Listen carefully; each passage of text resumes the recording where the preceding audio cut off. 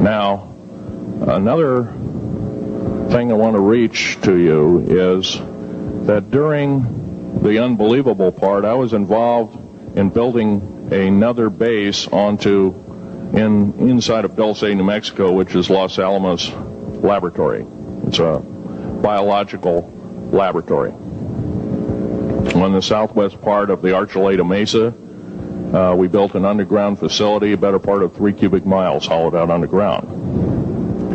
Then to the southwest of that, we were in the process of the early stages of building. We drilled 4 large tunnel-like holes. Some of them ran 2.5 miles under the surface. Number of the original wells or drilling machines that were used were at the rate of up 2 miles a day. It was fairly rapid. The equipment kept coming up broken. So we wanted to go down and we wanted to send somebody down there, a human observer, or human observers in this case, to find out what was going on. Well, to our total surprise, first of all, the government knew all about it. They didn't tell anybody. When I saw Green Beret and Black Beret people encamped inside of our geologist camp, I knew something was up. The gig was up. First of all, I knew all about the alien agenda. I'll explain that in a few minutes. The large alien grays had been encamped there for as best as believed possible about 400 or 500 years. Had been one of their internal bases. And we drilled holes right on top of it. All the stinking air, all the black sooty air came right out as soon as the first hole was sunk, and all this soot came up, and well, that's when all the hell broke loose, really, all started. Anyway, after we drilled all 4 holes, it took about 2 days to drill all 4 of them. And when you build an underground base, you drill 4 basic holes, and then you build called stopes or cross-member holes across, and then you use blasting equipment, special blasting equipment by the analyzation of the rock formation, and you literally blast out or tunnel out or deflagrate or melt rock out to build the large rooms that are required for this underground base. Well, in this process, I was lowered down the basket of one of these holes, and about from me to this elderly woman here in the front was sitting a 7-foot-tall alien gray.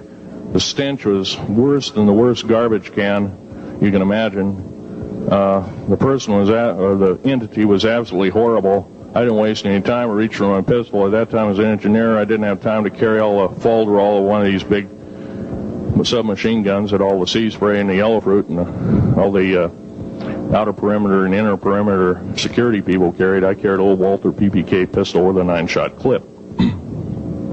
This was in late August of 1979. Now, you got a regular suit of clothes, you got a regular clothes on, plus you're in almost like a spacesuit environment, and you're reaching for a gun. It's not the easiest thing to do, and then to pop a clip in it and start shooting. And I killed 2 of them. Yes, they're mortal, and they do die. However, in the process, one of them did this. All I remember is that he just kind of waved his hand in front of his chest, and the next thing I know, this blue beam hit me and just literally opened me up like a fish, and burnt my fingers right off of me. And it was some form of electrical force, because the kind of like being hit by a lightning bolt burned all my toenails off of me. Completely crispy crittered my left foot, burnt the shoe right off of me.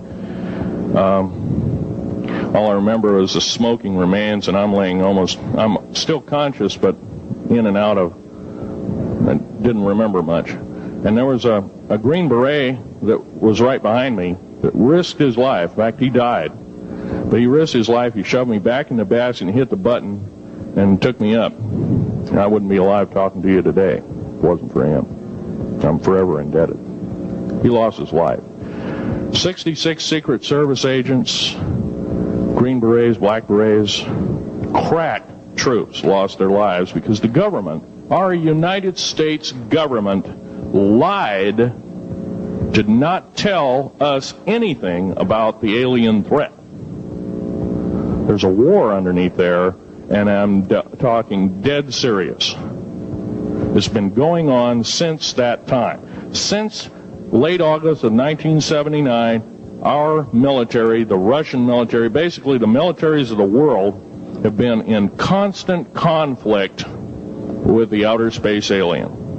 The small gray, the large gray, the reptilians, the whole thing. There are 11 distinct races of aliens. 2 are benevolent. 1 had to leave here in a hurry because their world is under attack, both on the surface as well as underground there, the Pleiadians.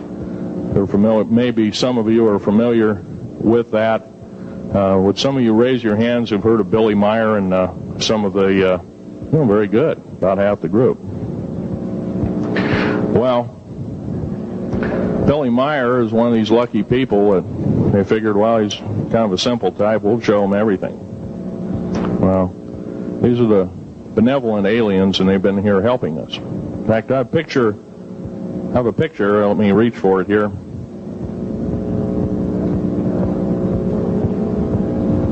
I have a picture of one of the aliens been working for the United States Pentagon for the last 58 years. His name is Val Valiant Thor.